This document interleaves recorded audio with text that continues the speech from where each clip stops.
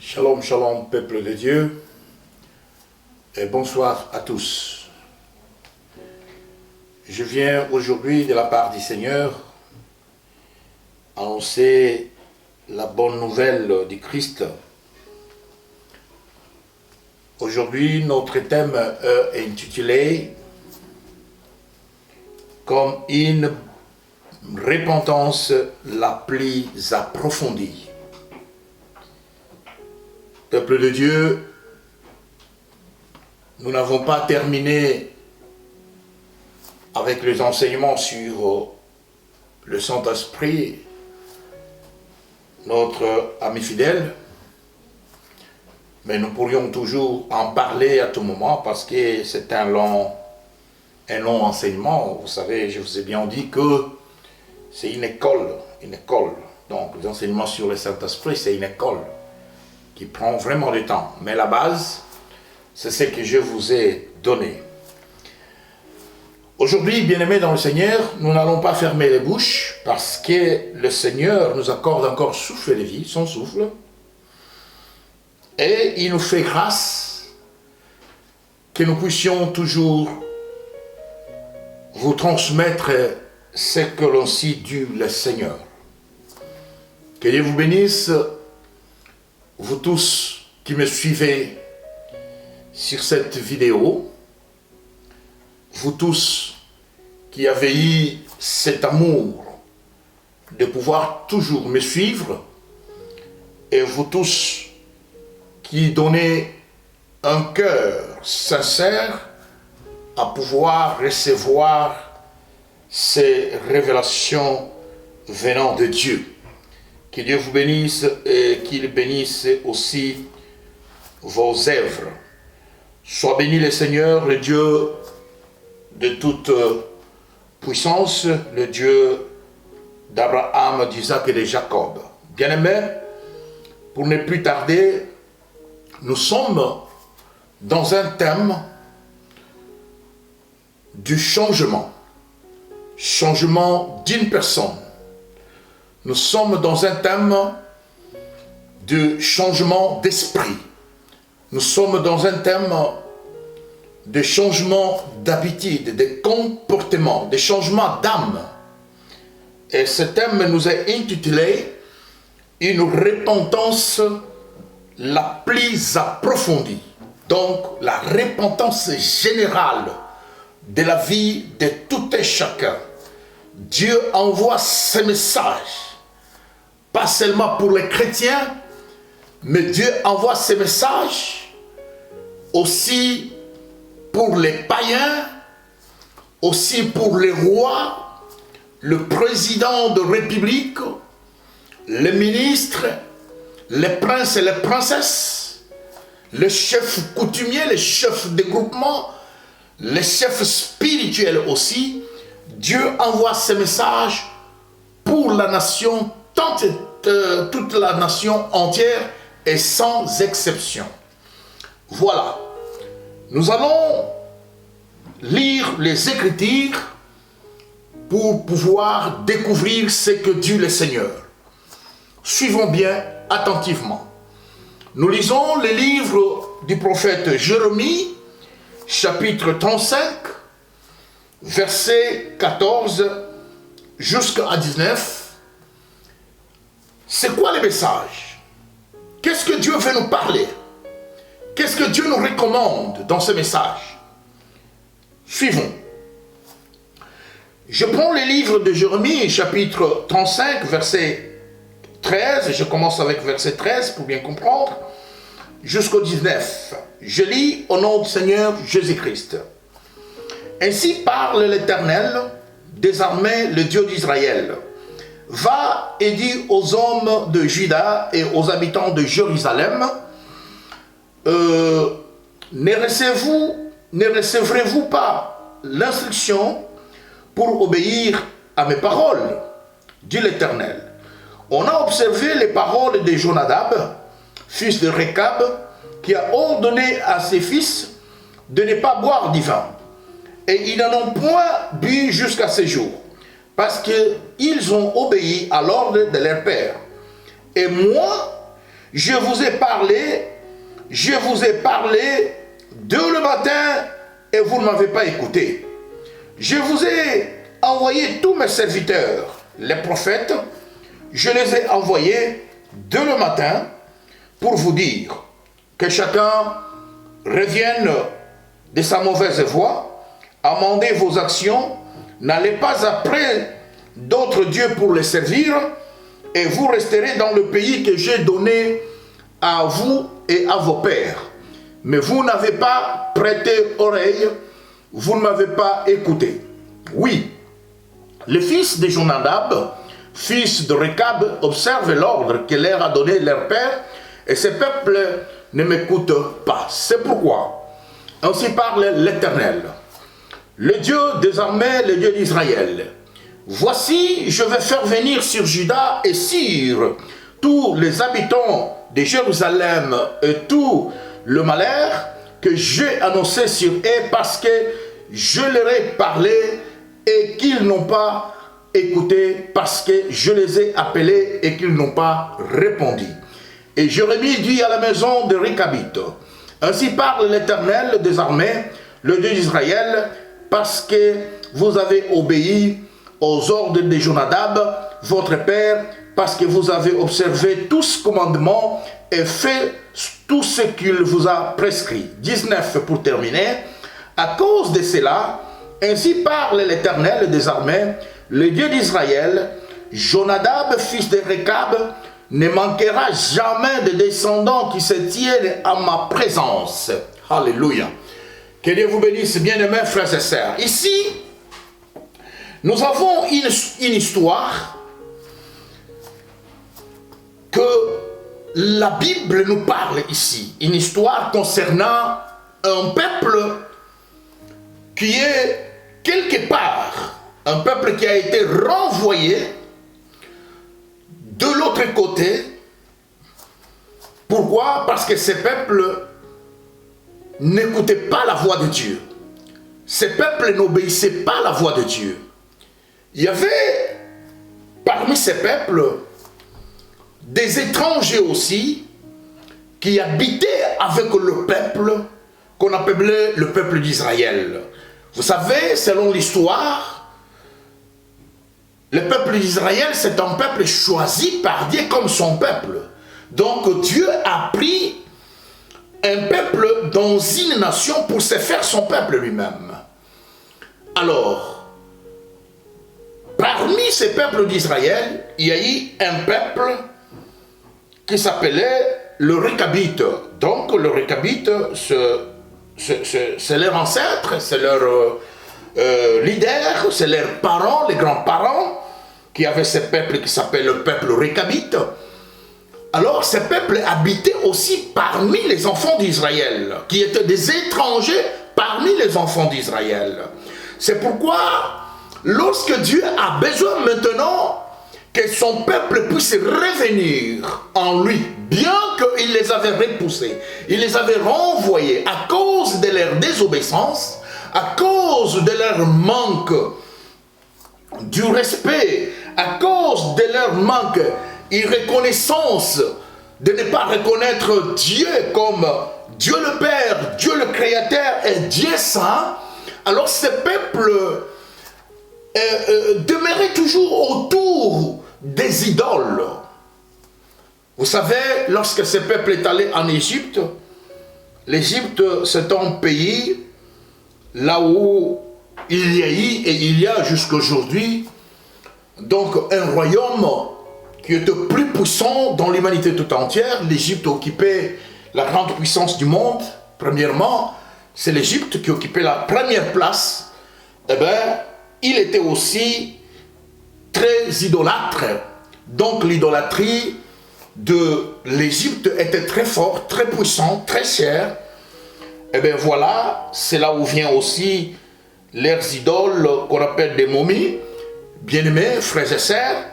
Mais lorsque le peuple d'Israël était là en esclavagisme, ils se sont mariés avec les Égyptiens et les Égyptiennes, ils se sont mariés. Et là, maintenant, ils étaient séduits à leurs idolâtries. Ben, vous savez, Dieu dit, ne vous mariez pas aux étrangers. Dieu dit, ne servez pas de dieux étrangers. Mais Israël, maintenant, il servait le Dieu des pharaons. Alléluia. Les Israélites servaient le Dieu des pharaons. Mais c'est pourquoi même que ces peuples avaient beaucoup duré. Ils ont pris vraiment du temps, et pendant 430 ans, qu'ils étaient en esclavagisme. Mais bien que demeurant en Égypte pendant tous ces grands temps, Dieu comme Dieu miséricordieux, riche en bonté et lent à la colère, Dieu revient à sa décision de ne plus abandonner les peuples qu'il s'est choisi lui-même. Dieu revient maintenant dans son amour pour dire non, je vais récupérer mon peuple. Alléluia. Dieu d'amour. Le Dieu d'amour. Je vais dire à quelqu'un que tu peux être abandonné. Tu peux être oublié. Tu peux être même chassé auprès de ta famille. Et que tu sois loin, éloigné, loin de ta famille. Peut-être tu peux te dire, on m'a oublié par mes parents, par mes frères. Bien-aimé, on peut même te chasser. Mais je viens pour te dire ce soir qu'il y a quelqu'un qui t'aime plus que celui qui t'a mis au monde. Il y a quelqu'un qui t'aime plus que celui qui t'a formé, bien-aimé. Il y a quelqu'un qui t'aime même plus que celui qui t'a donné le nom de mon fils. Cet homme s'appelle le Dieu d'Abraham, d'Isaac et de Jacob. La façon dont il a rejeté le peuple d'Israël, il les a laissés dans le servitude d'Égypte. Et il revient maintenant, selon son amour, pour pouvoir dire non, je dois aller à la recherche de mon peuple pour les récupérer. Et ce soir, je vais te dire que le Dieu d'Abraham, d'Isaac et de Jacob, il n'a pas changé. Il est le même hier, aujourd'hui, éternellement. Il revient à sa décision pour dire qu'on t'a chassé dans ta famille. Aujourd'hui, toi qui n'as plus de parents, aujourd'hui, toi qui n'as plus de mère ni de frères et sœurs, tu es abandonné. Peut-être pour les erreurs que tu as faites, parce qu'Israël allait vers d'autres dieux, le dieu étranger. Israël allait servir des idoles. Israël obéissait à l'appel de Dieu. Peut-être toi aussi tu avais désobéi. Peut-être toi aussi tu avais désobéi. Peut-être toi aussi tu avais volé. Peut-être toi aussi tu avais tué dans ta famille. Et maintenant ils ont abandonné. Mais Dieu vient pour te récupérer. Dieu n'aime pas perdre celui-là qu'il a créé. Parce que la Bible dit que Dieu créa l'homme à son image et à sa ressemblance. Il vient là pour te récupérer. Il veut que tu sois en contact. Il veut que tu puisses t'attacher à lui. Il veut que tu puisses le choisir comme le seul Seigneur et Sauveur de ta vie. Alléluia. Bien-aimés frères et sœurs, notre thème c'est une repentance la plus approfondie. Vous savez, Dieu vient pour récupérer le peuple d'Israël. Il envoie Jérémie pour rassembler les peuples, les enfants de Réchabite ainsi que ses petits-enfants. Pour leur dire, bon voilà, je vais vous servir du vin pour boire. Jérémie vient, il prend ses peuples, il prend des verres pour leur servir du vin. Et les hommes dirent maintenant à Jérémie, non les prophètes, nos parents nous ont dit que nous ne pouvons pas boire du vin, ni nous, ni nos enfants, ni nos petits-enfants, jusqu'à la fin du temps, nous ne pouvons pas boire du vin. Et nous ne pouvons même pas acheter des terrains, nous ne pouvons pas acheter même des champs pour cultiver du vin. Nous serons là des simples étrangers en déplacement. Bien-aimés, mais ce peuple-là, qui obéissait à la voix de leurs ancêtres, c'est un peuple étranger au milieu d'Israël. Mais le propre peuple d'Israël, il désobéissait à la voix du Père créateur, le Dieu d'Abraham. le Dieu qui les avait créés, le Dieu qui les avait choisis, le Dieu qui les avait fabriqués comme un peuple unique pour leur Dieu. Ils désobéissaient à la voix de Dieu. Mais regarde ce genre, autre modèle d'un peuple. Donc nous appelons le peuple récabite, c'est comme un peuple païen. C'est une nation au milieu du peuple d'Israël. Mais cette nation-là qui désobéissait, la nation païenne, était plus que bénie que la nation propre de Dieu d'Israël. Vous savez, je vais te dire ce soir, vous savez pourquoi nous, peuple de Dieu, nous chrétiens, nous enfants de Dieu, nous perdons même nos droits en face de Dieu. Pourquoi? Parce que nous n'obéissons pas à sa voix. Nous n'obéissons pas à son appel. Nous ne savons pas ressaisir. Nous ne savons pas, bien aimé, saisir de son appel, saisir de sa grâce. Si Dieu te parle, toi tu n'écoutes pas. Si Dieu te parle, toi tu abandonnes cet appel, tu désobéis à cet appel. Non, nous devons écouter sérieusement. Nous devons être sensibles à la voix de Dieu et la mettre en pratique. Regarde comment le peuple d'Israël était abandonné. Regarde comment le peuple d'Israël n'était pas béni. Mais au contraire, les païens, le peuple des Récabites, était béni. Le verset 19, Dieu dit à son prophète, va dire à ce peuple qu'à cause de cela, ainsi parle l'Éternel des armées, Jonadab, fils de Récab, ne manquera jamais de descendants qui se tiennent en ma présence. Ça, c'est une bénédiction de génération en génération. Donc, Jonadab et Récab ne peuvent pas manquer de descendants. Donc, de génération en génération, ce peuple est là. Et ce peuple, vous les voyez en déplacement partout. Ils habitent dans les tentes. Ils ne construisent pas de maisons. Ils n'achètent pas de maisons. Ils n'achètent pas de champs pour cultiver. La Bible nous parle que ces peuples, leur problème, c'est de marcher de tente de pays en pays, mais ils doivent habiter dans les tentes. Ces peuples ne boivent jamais du vin. C'est la Bible qui parle et ce n'est pas moi. Mais c'est un peuple qui ne manque pas de descendants. En génération des générations, Dieu les a bénis. Dieu a béni leurs ancêtres. Que ces grands-pères Récab et Rénabat, ils ne pourront jamais manquer de descendants. Voilà peuple de Dieu. Qu'est-ce que nous voulons entendre parler de la repentance? La repentance, c'est un synonyme de se convertir. Un synonyme de se convertir. Et les convertir, vous savez, tire son sens dans le livre qu'on appelle le Torah. Et ce Torah, c'est une sorte de la Bible, de la parole de Dieu, qui est écrit les lois, toutes les lois de Moïse, et en hébreu.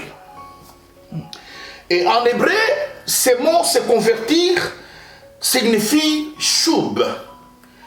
Choub a aussi un sens ou une appellation en grec que ce mot utilisé métanoa, qui signifie en français c'est tourner. Donc il y a la conversion et il y a aussi c'est tourner. Un bon exemple que je vais vous donner, tu es en route, tu regardes devant, mais il y a quelqu'un qui te dit, tourne le dos et regarde-moi. Donc, tourner le dos, là où tes yeux regardent, tu tournes le dos, maintenant tes yeux regardent maintenant l'arrière. C'est ce qui veut dire, tourner le dos et regarde-moi. Là où tu allais, tu ne pourrais plus avancer, mais tu dois retourner là où tu venais. C'est ça, c'est tourner. Donc, nous allons continuer, bien mes frères et sœurs. C'est tourner, et ce verbe-là, en français, qui dit c'est tourner, est beaucoup plus utilisé lorsqu'il y a une action faite ou une action commise par un individu ou une personne. Deuxièmement, dans le Nouveau Testament, ça c'est un exemple du Premier Testament, l'Ancien Testament. Dans le Nouveau Testament, ici, il y a un verbe aussi qui s'appelle en grec, qui est strepho. Strepho signifie aussi tourner ou se tourner. C'est la même façon, ce sont des mêmes synonymes. Et qui a aussi un sens qui veut dire faire demi-tour. Donc tu avançais pour aller de l'avant, maintenant tu contournes pour faire le demi-tour, retourner là où tu venais. Demi-tour, soit changer de direction. Tu changes de direction ou bien changer de comportement. Bien-aimés frères et sœurs, nous allons lire aussi Ésaïe chapitre 19. Ésaïe chapitre 19. Aujourd'hui, c'est une petite introduction. Et nous verrons ça en large. Donc, pendant tout ce temps que nous allons enseigner, nous allons voir ça dans beaucoup de commentaires aussi. Ésaïe chapitre 19. Bien-aimés frères et sœurs, qu'est-ce que Ésaïe nous parle du Ésaïe chapitre 19 verset 19 à 22. Il nous parle ici, Ésaïe chapitre 19 verset 19 à 22. En ce même temps, il y aura un autel à l'Éternel au milieu du pays d'Égypte et sur la frontière un monument à l'Éternel. Ce sera pour l'Éternel des armées un signe et un témoignage dans le pays d'Égypte. Ils crieront à l'Éternel à cause des oppresseurs et il enverra un sauveur et un défenseur pour les délivrer. L'Éternel sera connu des Égyptiens et les Égyptiens connaîtront l'Éternel en ce jour-là. Ils feront des sacrifices et des offrandes, ils feront des vœux à l'Éternel et accompliront. 22. Ainsi l'Éternel frappera les Égyptiens et il les frappera, mais il le guérira. Ils se convertiront à l'Éternel qui les exaucera à les guérir. Nous voyons ici le verbe se convertir, la repentance, qui est un synonyme de se convertir. Et nous voyons ici Dieu parler que les Égyptiens, ils se convertiront à l'Éternel.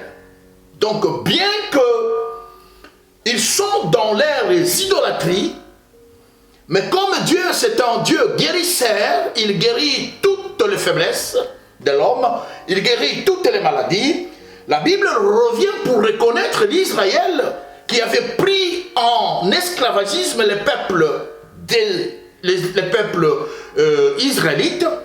Il dit qu'ils se convertiront à moi et ils me connaîtront que je suis l'Éternel Dieu d'Israël. Bien-aimés frères et sœurs, vous savez, ici, il s'agit d'un peuple. Un peuple qui avançait ou un peuple qui demeurait ou un peuple qui s'attachait à quelque chose et cette chose-là, ça venait une adoration, une idolâtrie. Mais Dieu maintenant revient pour leur dire que vous devez abandonner cette idolâtrie. Vous devez abandonner ces pensées, vous devez abandonner cette route et revenir vers moi, l'Éternel qui vous a créé. Voilà. Donc, c'est un peuple, il s'agit d'un peuple. Le retour, Dieu réclame le retour des peuples d'Israël vers lui-même, Dieu. D'abandonner tout ce qu'ils avaient en Égypte. Leurs dieux, leurs idoles, leurs adorations. Parce que pour manger, il fallait qu'il adore. Pour travailler bien, il faut qu'il adore. Mais Dieu maintenant vient pour les récupérer. Il dit, vous devez abandonner, vous devez revenir, vous devez abandonner vos pensées. Vous devez abandonner vos dieux étrangers et revenir vers moi, votre Dieu, le Créateur qui vous a choisi et qui veut vous délivrer de la main des Égyptiens, des servitudes des Égyptiens. Bien-aimés, c'est Dieu-là qui s'appelle le Dieu d'Abraham, peuple de Dieu. Laisse-moi vous dire que tout homme, là où tu es, quel que soit ton rang, je suis envoyé ce soir, comme Dieu dit au peuple d'Israël. N'est-ce pas, je vous ai parlé dès ce matin. N'est-ce pas, je vous ai envoyé mes serviteurs, les prophètes, depuis le matin. Le matin, cela veut dire l'heure convenable. Et je suis là comme sentinelle de Dieu.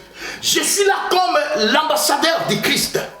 Au moment convenable que je suis arrivé, pour te dire que Dieu t'appelle de changer les camps.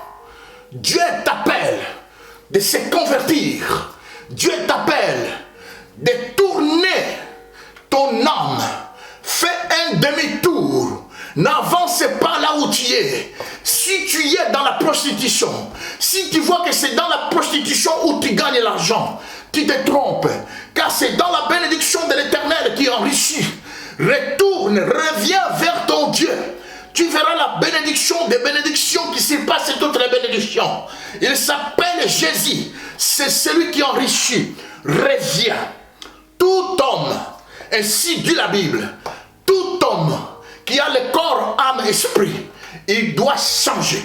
Changer son comportement, changer ses habitudes, changer son langage, changer même sa façon de s'habiller, même sa façon de parler, même sa façon de cohabiter avec les autres.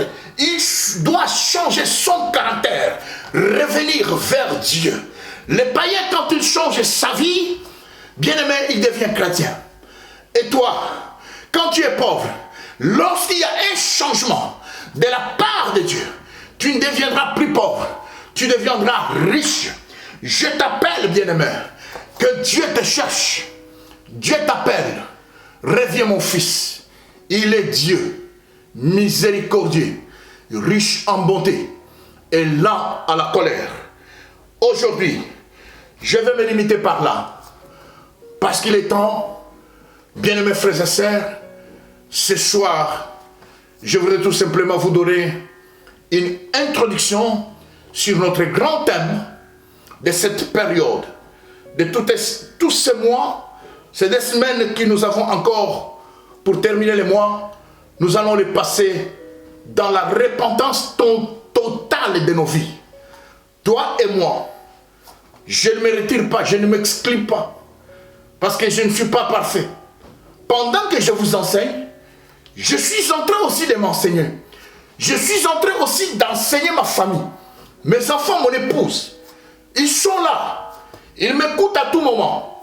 Ils voient aussi, ils reçoivent aussi les messages. Ce n'est pas seulement à l'humanité que je donne ces messages.